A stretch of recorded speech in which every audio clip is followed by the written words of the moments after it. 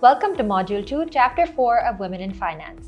Previously, we went over the history of the stock exchange, and today we're going to delve into the functionality of the Pakistan Stock Exchange, where more than 500 listed companies create a tapestry of opportunities.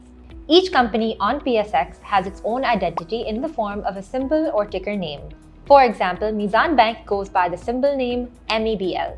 The KSE 100 index is an easy way to track the average performance of share prices of all the listed companies that are on it.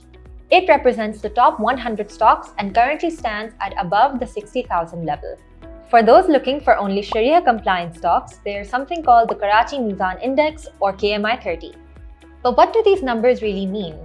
The absolute level of the KSE 100 index is not as important as the movement. If the index goes up, that is known as a tezi or a bullish day. If there is more than 20% increase over a period of time, that is called a bull run. Conversely, if the KSE 100 index goes down, that is called a mandi or a bearish day. And if there is over a 20% decrease over a period of time, that is called a bear run.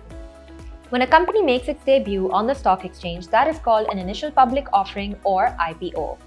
If that company comes back to offer more shares, that is called a rights issue. A par value is the initial price of a stock that is set by the company. But once that stock starts to trade, it will trade on the market price. Since the stock exchange is more like a marketplace where buyers and sellers meet, sellers will offer prices and buyers will either accept those prices or make their own bids. The bid price is the highest amount that a buyer is willing to pay for a stock, whereas the offer price is the lowest amount the seller is willing to accept for the stock. And respectively, each of these represent buyer demand and seller supply. The actual traded price is then negotiated between the buyer and seller and typically falls between the bid and offer prices. These prices are dynamic and heavily influenced by economic conditions and company news, which is why a stock's price can fluctuate rapidly throughout the day. But who are the players in this financial orchestra? Who is doing the buying and the selling?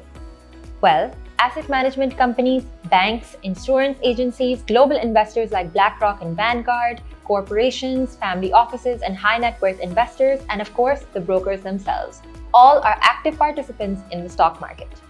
However, with great opportunity does come great risk. Let's discuss some of the risks associated with stock trading. First is market risk. As discussed, stock prices can be volatile and subject to the influence of economic conditions, interest rates, geopolitics, and investor sentiments. Then there's company risk.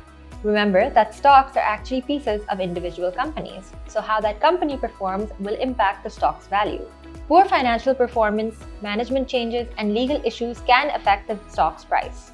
Liquidity risk. Stocks might be hard to sell quickly at a fair price, which is especially problematic during economic volatility. Currency risk. This kicks in if you are investing in foreign stocks. Changes in exchange rates could impact your investment value. Inflation risk. Inflation can erode the purchasing power of your investment returns over time. If inflation outpaces your stock returns, you could lose money in real terms. Concentration risk. This is the caution against putting all your eggs in one basket. Diversify your investments or risk losing your entire portfolio to a sector or stock downturn. Remember that investing does involve risks, but understanding these risks will empower you to make better financial decisions over time. That's it for today's lesson. Until next time, happy investing.